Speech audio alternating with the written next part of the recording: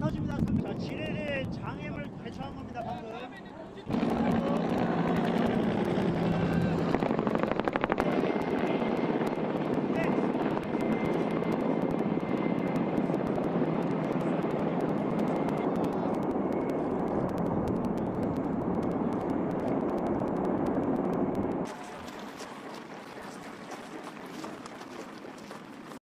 앞서 통합화력 경멸 훈련의 생생한 현장을 보셨습니다. 적에 대한 우리 군의 강력한 경멸 능력을 한눈에 볼 수 있었는데요. 이번에는 훈련에 참가한 최신 무기의 주요 전력을 살펴봄으로써 첨단 장비를 갖춘 정예관 군의 모습을 확인해 보겠습니다. 김설희 기자입니다. 이번 2017 통합화력 경멸훈련은 최신의 무기들이 참가한 만큼 적과 싸워 반드시 승리하는 우리 군의 역량을 온몸으로 체감할 수 있었던 현장이었습니다. 적의 공격에 대응하는 K9 자주포, 신형 개량탄을 사용해 사거리가 40km 이상인 차세대 자주포입니다. 최대 사정거리 36km인 130mm 다련장 로켓 구룡은 18초 내에 36발을 연속 발사해서 적을 초토화시킬 수 있습니다. 하늘에서는 F-15K와 FA-50 전투기가 미사일 기지를 타격합니다. 슬램 이글로 불리는 F-15K는 최신 공대지 무기 탑재가 가능한 것이 특징입니다. 이어 적의 기계화 부대를 경멸하기 위해 한미 양국의 아파치 가디언이 하늘에서, 땅에서는 K2 전차와 K1A2, 비호가 한미 연합 공격을 펼칩니다. 이 중 K2 전차는 차세대 주력 전차로 한반도 특성에 적합하며 뛰어난 성능을 자랑합니다. 우리 군이 새로 도입한 아파치 가디언은 탱크킬러로 불리는 최강의 공격형 헬기로 이번 훈련에서 일반에 처음 공개됐습니다. 공군의 주력 전투기인 KF-16은 강화된 무장 운용 능력으로 적의 지휘 시설을 격파할 수 있습니다. 공격형 헬기인 코브라와 우리나라 첫 중형 기동 헬리콥터인 수리온 헬기까지 이번 훈련에 투입되면서 우리 군 전력의 막강한 위용을 유감없이 자랑했습니다. 국방뉴스 김설입니다. 연일 계속되는 북한 도발에 한미 양국은 대규모 통합화력 경멸 훈련을 실시했습니다. 강력한 국군의 위용을 가감없이 드러낸 훈련 현장을 김태우 기자가 다녀왔습니다. 적의 공격으로 민간 지역에 피해를 입은 상황. 이에 우리 군은 즉각 적 공격 원점을 응징하기 위해 주력 파포인 K9과 K55 자주포가 불을 뿜습니다. 하늘에서는 공군의 KF-16과 F-15K 전투편대가 항공탄을 투하해 적 미사일 기지를 타격하고 검은 연기와 함께 적진지는 초토화됩니다. K2와 K1E1 전차가 쉴 새 없이 사격하는 동안 공중 침투한 특전사와 육군이 적의 고지를 점령하는 데 성공합니다. 통합화력 경멸훈련은 한미연합 및 합동작전 수행 능력을 강화시키는 데 좋은 계기가 되었습니다. 앞으로도 우리 군은 강력한 한미연합 방위태세를 바탕으로 대한민국의 안보를 굳건히 지켜내겠습니다. 미군도 아파치 헬기와 A-10 공격기 등을 투입해 국지전 기습 침투에 대비한 합동 작전 수행 능력을 점검했습니다. That are ready to fight tonight. The alliance between the U.S. Army and the ROK Army. Exercises like this continue to build that alliance. 통합화력 경멸 훈련은 지난 1977년부터 지금까지 모두 9회 실시됐습니다. 2015년 이후 2년 만에 최대 규모로 진행된 이번 훈련에는 한미 장병 2,000여 명과 최신의 장비 250여 대가 참가했습니다. 국방뉴스 김태우입니다.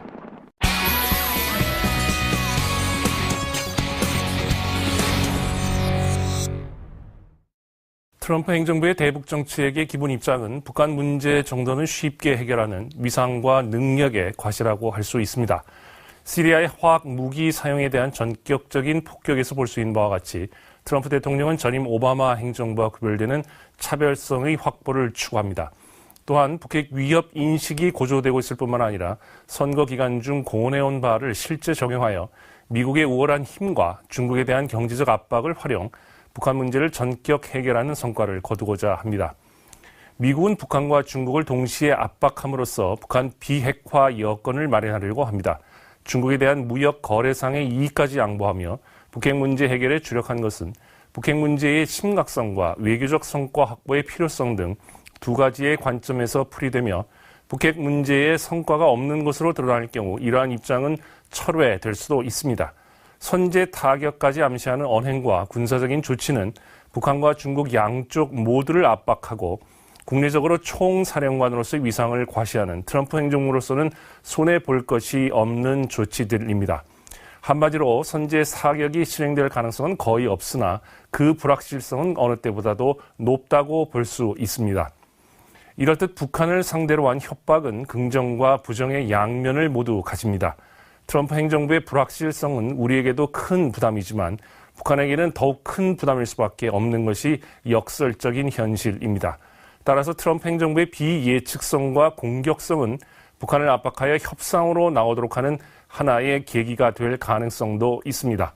물론 김정은 역시 쉽게 굴복할 존재가 아니라는 점에서 양자가 충돌할 가능성도 있습니다.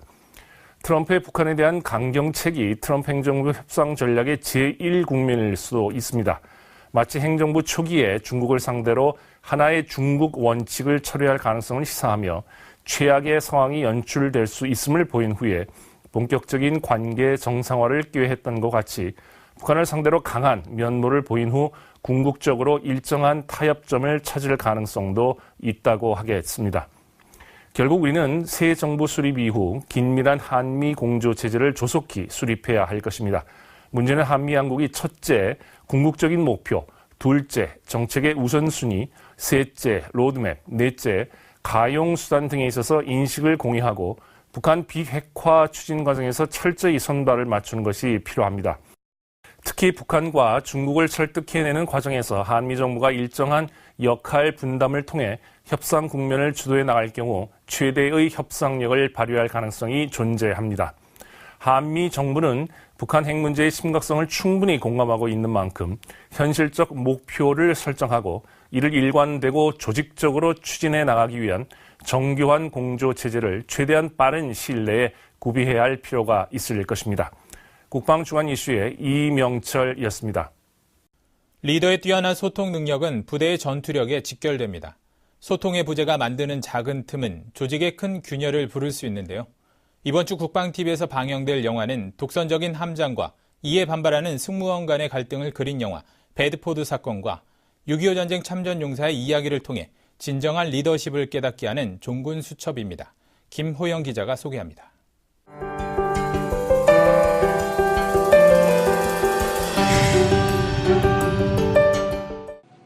냉전이 한창이던 1960년대 미국 함정 배드포드호는 자유진영인 나토 해역에 침투한 소련 잠수함을 발견합니다. 핀란드 함장은 즉시 공격 태세를 취하지만 확전을 우려한 상부는 공격 명령을 내리지 않습니다. 그러나 함장은 자기 신념에 따라 추격을 개시하고 승무원들은 당장 멈출 것을 요구하며 갈등이 깊어집니다. 소련 잠수함에 광적으로 집착하는 함장과 이에 저항하는 승무원들. 이들의 항해는 과연 어떻게 될까요? 1965년 개봉된 배드포드호 사건은 제임스 해리스 감독, 리차드 위드마크 주연으로 등장인물 간의 첨예한 대립이 만드는 긴장감이 압권입니다. 다음 영화는 종군 수첩입니다. 대학교 산악반 대원들이 함께 간 암벽 등반. 암벽을 오르던 중 한 대원의 실수로 전 대원이 목숨을 잃을 위기에 처합니다. 리더 진호는 고민 끝에 실수한 대원을 희생시키고 남은 인원을 구합니다. 그런데 사실 목숨을 잃었던 그 대원은 한 여자를 두고 진호와 삼각관계였던 사이입니다. 진호는 심한 죄책감으로 괴로워합니다. 이 사실을 알게 된 강 교수는 진호에게 종군 수첩을 건넵니다. 그 수첩은 강 교수가 6.25 전쟁 참전 용사 김소희로부터 받은 것입니다. 김소희는 애국심이 충만한 인물로 위기 상황에서 소대원들 대신 희생하며 장렬히 전사했습니다. 김소희의 수첩을 읽으며 큰 감동을 받은 진호는 입대를 결심합니다. 진정한 애국심과 리더십이 무엇인지 생각해보게 할 영화 배드포드호 사건과 종군 수첩. 29일 토요일과 30일 일요일 밤 10시 국방TV 시네마 특선과 한국영화 걸작선에서 만나보시죠. 국방뉴스 김호영입니다. 해리스 미 태평양 사령관이 미 하원 군사위 청문회에서 성주 골프장에 전격 반입한 사드를 조만간 가동할 것이라고 밝혔습니다. 또 북한의 위협이 미국에도 실질적인 위협이 될 수 있음을 언급하며 만약 북한이 칼빈슨 함을 미사일로 공격하면 바로 격추할 것이라고 경고했습니다. 김이나 대위의 보도입니다. 미 태평양 사령부 해리스 사령관이 현지 시간으로 26일 미 하원 군사위 청문회에 출석해 성주에 배치한 사드가 조만간 가동될 것이라고 밝혔습니다. Which will be operational in the coming days and able to better defend South Korea against the growing North Korea threat. 중국의 사드 배치 반발에 대해서는 터무니없는 처사라면서 대북 압박에 집중하라고 말했습니다. 미국에게도 북한의 핵과 미사일이 실질적인 위협이라는 점도 시사했습니다. With every test, Kim Jong-un moves closer to his stated goal of a preemptive nuclear strike capability against American cities. 그러면서 북한의 ICBM 개발의 성공 가능성을 전망하고 하와이의 미사일 방어 능력을 추가로 전개하는 방안을 검토해야 한다고 강조했습니다. 북한이 아직은 아니지만 미국의 위협을 가할 수 있는 군사적 능력을 갖추게 된다면 이는 미국의 변곡점이 될 것이라고도 지적했습니다. 한반도 해역에 재배치된 항공모함 칼빈스남을 타격하겠다는 북한의 위협에는 미사일 공격이 있을 경우 쉽게 격퇴할 수 있다고 밝혔습니다. 한편 해리스 사령관은 북한의 위협에 대응하기 위한 군사적 측면의 모든 종류의 옵션을 갖고 있고 선제 타격 옵션도 보유하고 있지만 언급할 수 없다고 말했습니다. 국방뉴스 김민아입니다. 서해 북방 한계선 해역에서 감시 정찰 업무를 수행할 무인 수상정이 첫 선을 보였습니다. 실전 배치에 앞서 5월부터 시범 운영에 들어가는데요. 인공지능 등 첨단 기술을 갖춘 무인 수상정은 최대 시속 54km로 물 위에서 빠르게 기동하면서 현장 상황을 실시간으로 알려주는 역할을 수행하게 됩니다. 손시은 기자입니다.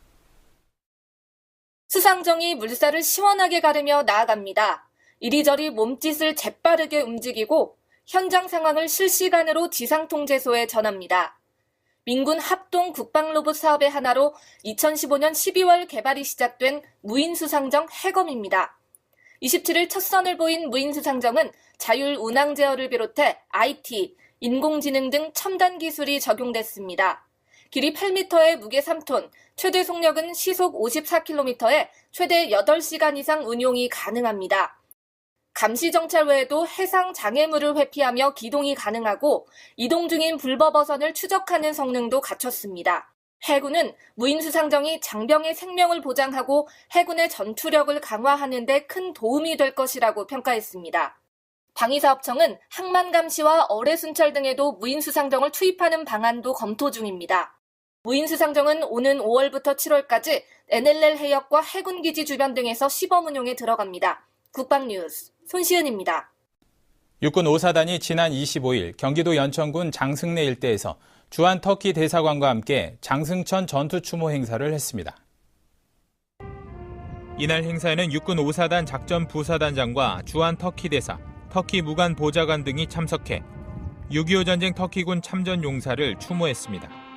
장승천 전투에 참가한 터키군은 1951년 4월 중공군의 파상적인 공격을 성공적으로 저지해 연합군의 철수를 돕고 이후 반격작전을 가능케 했습니다. 육군 5사단은 전투 중 다라미고개 일대에서 전멸의 순간까지 임무를 완수한 터키 여단 경계소대를 추모하기 위해 2012년 순직 표지석을 제작해 충원을 기리고 있습니다. 행사에 참석한 주한 터키 대사는 6.25 전쟁을 통해 얻은 특별한 혈맹 관계를 더욱 공고히 하는 데 최선을 다할 것이라고 말했습니다. 부대는 터키국 영웅들의 용맹함에 경의를 표하며 6.25 전쟁 참전 용사들의 뜻을 이어받아 철저한 전투 준비 태세를 갖추겠다고 밝혔습니다. 국방기술품질원 함정센터가 해군의 차기 신형 고속정에 대한 해상 운용 시험 평가를 하고 있습니다. 바다에 직접 나가 함포나 레이더 등 무기체계 성능을 검증하는 과정인데요. 100여 차례에 달하는 해상 시험 평가를 반복해 품질에 대한 신뢰도를 높이고 있습니다. 윤현수 기자가 취재했습니다. 해군의 210톤급 차기 신형 고속정의 전력화가 순항하고 있습니다. 검독술이 B로 불리는 차기 고속정 사업은 설령이 20년 이상 된 150톤급 고속정을 대체하는 사업. 신형 고속정은 길이 44m, 폭 7m, 최대 속력 시속 74km로 130mm 유도 로켓과 76mm 함포 한문, 12.7mm 원격 사격 통제체계 2정을 장착해 화력이 대폭 강화됐습니다. 전자전 장비와 유도탄 기만 체계를 탑재해 적의 공격에 대한 방어 능력을 한 단계 높인 것도 특징입니다. 기존에 있던 12.7mm K6 같은 경우는 외부 요원들이 다 외부에서 운용하다 보니까 생존성이 많이 저하되는데 지금 같은 경우 실내에서 자동 운용을 하면서 실내에 있다 보니까 이제 생존성도 많이 보강이 돼가지고 전투력의 향상이 많이 됐다고 생각됩니다. 고속정 시운전을 위해 출항한 지 5시간여. 해상 사격구역에 진입하자 실전 같은 사격 시험에 돌입합니다. 3, 2, 1, 쏘시야! 쏘시야! 차기 고속정에 처음 장착된 76mm 함포가 불을 뿜고 10발의 포탄을 표적에 정확히 명중시킵니다. 최대 사거리 16km로 분당 100발을 쏟아부을 수 있는 막강한 화력을 갖추고 있습니다. 국방기술품질원과 국방과학연구소, 업체 관계자 등 전문가들은 200여 개 종목, 4천여 개 항목을 매일같이 철저하게 검증하고 있습니다. 76mm 함포의 대지 사격 성능 만족을 확인하였으며 우수한 품질의 함정을 해군에 인도시키기 위해 앞으로도 기품원 정부 품질 보증 활동을 충실히 수행할 예정입니다. 올해 10월 말 해군에 인도되는 차기 신형 고속정 참수리 211호정, 서해 NLL을 철통같이 지켜낼 준비가 차근차근 추진되고 있습니다. 국방뉴스 윤여수입니다. 렉스 틸러슨 미 국무장관이 중국이 북한에게 더는 핵실험을 하지 말라고 요청했다고 밝혔습니다. 그러면서 중국이 북한에게 추가 핵실험을 할 경우 독자 제재를 하겠다며 경고했다고 전했습니다. 김이나 대위의 보도입니다. 렉스 틸러슨 미 국무장관이 현지 시간으로 27일 미국 보도 채널 폭스뉴스에 출연해 중국이 북한에 추가 핵실험을 하면 중국이 독자적인 제재를 한다고 통보했다고 전했습니다. We know that China is in communications with the regime in Pyongyang. If they did conduct further nuclear tests, China would be taking sanctions actions on their own. 그러면서 미국은 중국에 많은 요청을 하고 있다며 심각한 위협을 해결하는 데 도움을 줄 중국의 의지를 시험할 것이라고 강조했습니다. 그는 이어 트럼프 행정부는 북한 체제 변화와 붕괴를 바라는 것이 아니라 중국 정부와 같이 북한의 비핵화를 요구하고 있다고 말했습니다. 중국 당국은 틸러슨 장관의 발언에 아직 입장을 내놓지 않았지만 관영 매체 등을 통해 북한이 핵실험을 강행하면 치명상을 입을 것이라고 압박한 바 있습니다. 같은 날 미 국무부는 북한이 비핵화 의지를 명확히 해야만 협상에 나설 것이며 이에 대한 어떠한 대가 지급도 없다고 강조했습니다. 끝으로 틸러슨 장관은 28일 열리는 유엔 안보리 장관회의에서 북한 정권에 대한 압박을 강화하는 데 필요한 절차를 논의할 것이라고 밝혔습니다. 국방뉴스 김인아입니다. 이순진 합참의장이 조지프 던포트 미 합참의장과 전화통화를 했습니다. 28일 오전 7시 약 30여 분간의 전화통화에서 한미 합참의장은 북핵과 미사일 위협을 평가하고 북한의 어떠한 전략적 도발에도 한미가 긴밀하게 공조해 대응해 나가기로 했습니다.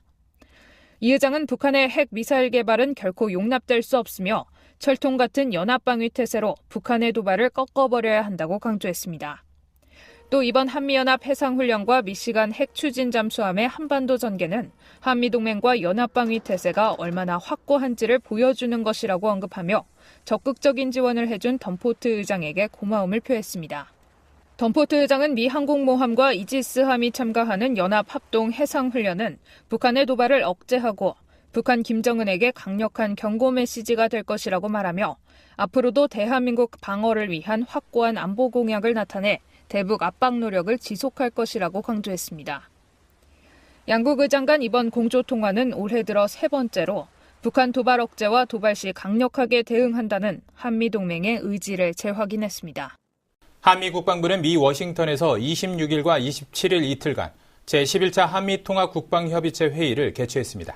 양국은 북한의 도발 행위가 범세계 안보의 위협이라는 데 의견을 같이 하고 미 전략자산의 정례 배치 등 모든 범주에 가용한 조치들을 강구하기로 했습니다. 보도에 김재한 기자입니다. 제11차 한미통합국방협의체가 개최됐습니다. 미 워싱턴에서 26일과 27일 이틀간 열린 이번 회의엔 우리 측 위승호 국방정책실장과 미 측 데이빗 헬비 아태안보 차관보를 수석대표로 양국의 국방외교 주요 지휘자들이 참가했습니다. 양측은 이번 회의에서 북한의 핵실험과 탄도미사일 시험 발사를 비롯한 모든 도발 행위가 한미 양국뿐 아니라 범세계 안보에 시급한 위협이라는 데 의견을 같이 했습니다. 또한 안보정책 구상회의를 통해 북한의 도발을 억제하고 북한이 핵과 미사일 프로그램을 완전하게 포기하도록 하기 위한 추가 방안들을 검토하는 등 대북 정책에 대해 긴밀히 공조하기로 했습니다. 아울러 한미일 3국 간 안보 협력이 북핵과 미사일 위협에 대한 방어는 물론 지역의 평화와 안정에도 기여하고 있다고 평가하고 3국 협력을 증진시켜 나가기로 했습니다. 한미동맹의 능력을 강화하기 위해 미 전략자산의 정례적 배치를 포함한 모든 범주의 가용한 조치들도 강구해 나가기로 했습니다. 특히 사드 배치가 오로지 북한에 대한 순수한 방어 수단으로서 우리나라 국민의 안전을 보장하고 동맹 전력을 보호하기 위한 조치임을 강조했습니다. 양국 대표들은 중국의 한국에 대한 압력과 보복은 비이성적이고 부적절하며 즉각 중단되어야 한다는 데 의견을 같이 했습니다. 국방뉴스 김지한입니다.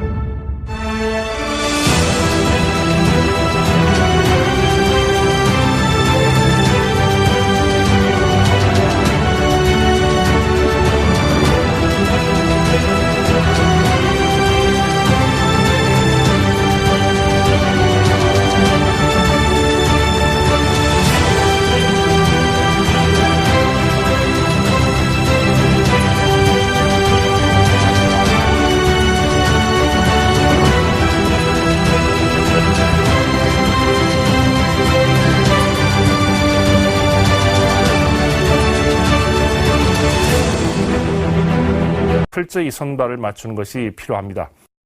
특히 북한과 중국을 설득해내는 과정에서 한미 정부가 일정한 역할 분담을 통해 협상 국면을 주도해 나갈 경우 최대의 협상력을 발휘할 가능성이 존재합니다.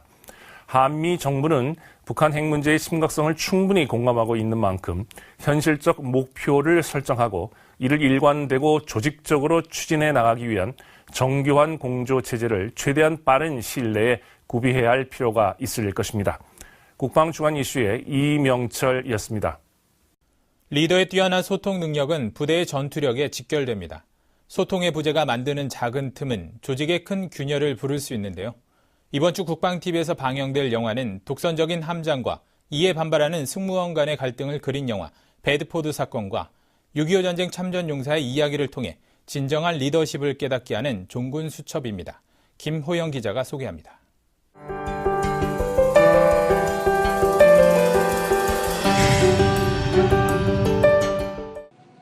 냉전이 한창이던 1960년대 미국 함정 배드포드호는 자유진영인 나토 해역에 침투한 소련 잠수함을 발견합니다. 핀란드 함장은 즉시 공격 태세를 취하지만 확전을 우려한 상부는 공격 명령을 내리지 않습니다. 그러나 함장은 자기 신념에 따라 추격을 개시하고 승무원들은 당장 멈출 것을 요구하며 갈등이 깊어집니다. 소련 잠수함에 광적으로 집착하는 함장과 이에 저항하는 승무원들. 이들의 항해는 과연 어떻게 될까요? 1965년 개봉된 배드포드호 사건은 제임스 해리스 감독, 리차드 위드마크 주연으로 등장인물 간의 첨예한 대립이 만드는 긴장감이 압권입니다. 다음 영화는 종군 수첩입니다. 대학교 산악반 대원들이 함께 간 암벽 등반. 암벽을 오르던 중 한 대원의 실수로 전 대원이 목숨을 잃을 위기에 처합니다. 미국은 북한과 중국을 동시에 압박함으로써 북한 비핵화 여건을 마련하려고 합니다. 중국에 대한 무역 거래상의 이익까지 양보하며 북핵 문제 해결에 주력한 것은 북핵 문제의 심각성과 외교적 성과 확보의 필요성 등 두 가지의 관점에서 풀이되며 북핵 문제에 성과가 없는 것으로 드러날 경우 이러한 입장은 철회될 수도 있습니다. 선제 타격까지 암시하는 언행과 군사적인 조치는 북한과 중국 양쪽 모두를 압박하고 국내적으로 총사령관으로서의 위상을 과시하는 트럼프 행정부로서는 손해볼 것이 없는 조치들입니다. 한마디로 선제 사격이 실행될 가능성은 거의 없으나 그 불확실성은 어느 때보다도 높다고 볼 수 있습니다. 이럴듯 북한을 상대로 한 협박은 긍정과 부정의 양면을 모두 가집니다. 트럼프 행정부의 불확실성은 우리에게도 큰 부담이지만 북한에게는 더욱 큰 부담일 수밖에 없는 것이 역설적인 현실입니다. 따라서 트럼프 행정부의 비예측성과 공격성은 북한을 압박하여 협상으로 나오도록 하는 하나의 계기가 될 가능성도 있습니다. 물론 김정은 역시 쉽게 굴복할 존재가 아니라는 점에서 양자가 충돌할 가능성도 있습니다. 트럼프의 북한에 대한 강경책이 트럼프 행정부 협상 전략의 제1국면일 수도 있습니다. 마치 행정부 초기에 중국을 상대로 하나의 중국 원칙을 철회할 가능성을 시사하며 최악의 상황이 연출될 수 있음을 보인 후에 본격적인 관계 정상화를 꾀했던 것 같이 북한을 상대로 강한 면모를 보인 후 궁극적으로 일정한 타협점을 찾을 가능성도 있다고 하겠습니다. 결국 우리는 새 정부 수립 이후 긴밀한 한미 공조 체제를 조속히 수립해야 할 것입니다. 문제는 한미 양국이 첫째, 궁극적인 목표, 둘째, 정책의 우선순위, 셋째, 로드맵, 넷째, 가용수단 등에 있어서 인식을 공유하고 북한 비핵화 추진 과정에서 충격 원점을 응징하기 위해 주력 파포인 K9과 K55 자주포가 불을 뿜습니다. 하늘에서는 공군의 KF-16과 F-15K 전투편대가 항공탄을 투하해 적 미사일 기지를 타격하고 검은 연기와 함께 적진지는 초토화됩니다. K2와 K121 전차가 쉴 새 없이 사격하는 동안 공중 침투한 특전사와 육군이 적의 고지를 점령하는 데 성공합니다. 통합화력 격려훈련은 한미연합 및 합동작전 수행 능력을 강화시키는 데 좋은 계기가 되었습니다. 앞으로도 우리 군은 강력한 한미연합 방위태세를 바탕으로 대한민국의 안보를 굳건히 지켜내겠습니다. 미군도 아파치 헬기와 A-10 공격기 등을 투입해 국지전 기습 침투에 대비한 합동작전 수행 능력을 점검했습니다. That are ready to fight tonight. The alliance between the U.S. Army and the ROK Army. Exercises like this continue to build that alliance. 통합화력 경멸훈련은 지난 1977년부터 지금까지 모두 9회 실시됐습니다. 2015년 이후 2년 만에 최대 규모로 진행된 이번 훈련에는 한미 장병 2,000여 명과 최신의 장비 250여 대가 참가했습니다. 국방뉴스 김태우입니다.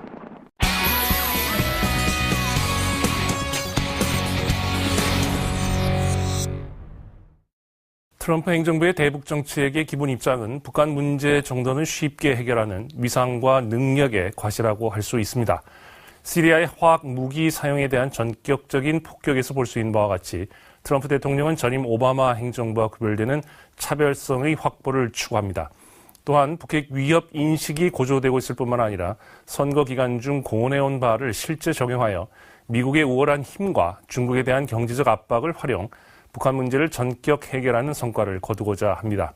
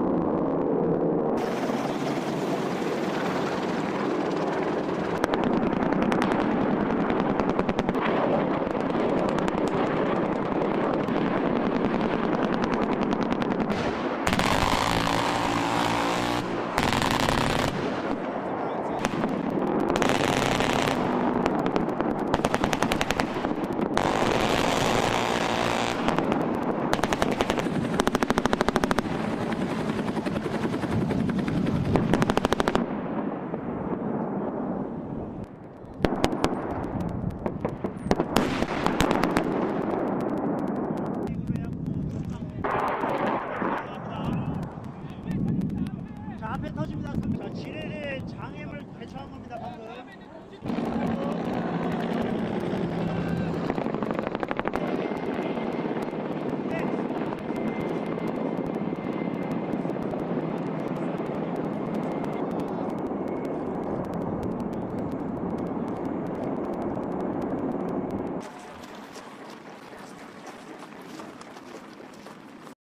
앞서 통합화력 경멸훈련의 생생한 현장을 보셨습니다. 적에 대한 우리 군의 강력한 경멸 능력을 한눈에 볼 수 있었는데요. 이번에는 훈련에 참가한 최신 무기의 주요 전력을 살펴봄으로써 첨단 장비를 갖춘 정예강 군의 모습을 확인해 보겠습니다. 김설희 기자입니다. 이번 2017 통합화력 경멸훈련은 최신의 무기들이 참가한 만큼 적과 싸워 반드시 승리하는 우리 군의 역량을 온몸으로 체감할 수 있었던 현장이었습니다. 적의 공격에 대응하는 K9 자주포, 신형 개량탄을 사용해 사거리가 40km 이상인 차세대 자주포입니다. 최대 사정거리 36km인 130mm 다련장 로켓 구룡은 18초 내에 36발을 연속 발사해서 적을 초토화시킬 수 있습니다. 하늘에서는 F-15K와 FA-50 전투기가 미사일 기지를 타격합니다. 슬램 이글로 불리는 F-15K는 최신 공대지 무기 탑재가 가능한 것이 특징입니다. 이어 적의 기계화 부대를 경멸하기 위해 한미 양국의 아파치 가디언이 하늘에서, 땅에서는 K2 전차와 K1A2, 비호가 한미 연합 공격을 펼칩니다. 이 중 K2 전차는 차세대 주력 전차로 한반도 특성에 적합하며 뛰어난 성능을 자랑합니다.